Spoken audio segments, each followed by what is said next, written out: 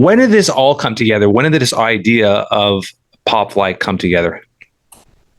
Well, I had done a couple comic book drawings of baseball players in the past. Nothing serialized, nothing like that. It was just like, oh, I'll do this style. And actually, it was sort of the gateway to becoming a Dale Murphy friend.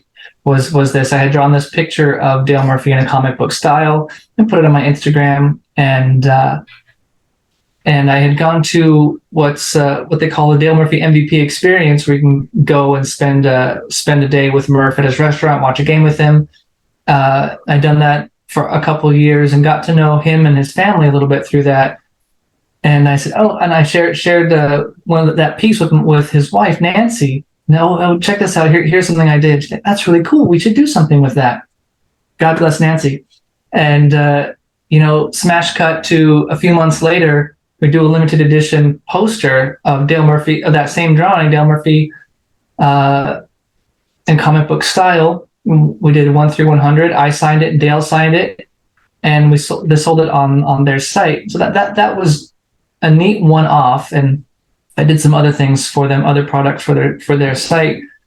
But I think what really married them together in a meaningful way was right as COVID started. My dad had passed away, and that leads to a lot of reflection, especially when you're locked inside the house and you don't go anywhere. So I think a lot of people just went literal and spiritual and mental inward focused, or truly indoors. And so I was going back and reflecting a lot on just my childhood growing up with my dad. I had this piece that I had kind of started and forgotten about, but in this time, reflecting on losing my father and what was important to me as a kid, what's important to me now, what's important to me as a father myself, I found this almost finished piece of Will Clark. I'm going to finish this. I'm going to take this to the end. I had started it months before, but kind of the chaos of my father passing, I just stopped it and forgot about it. But I reopened that file and finished it.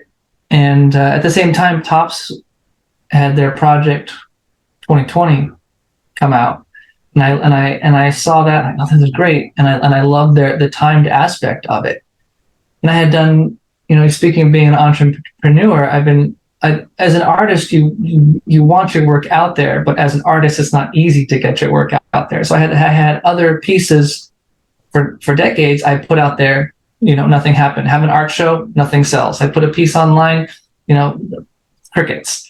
Yeah. So I had this piece that I had finished, and then I had Topps 2020 fresh on my kind of radar. I was like, I'm going to put a clock on this and see what happens. And so I did. It was very much on a whim. It's like, I'll put this up for a week and see what happens. And that was release number 1, and now we're at release number 130.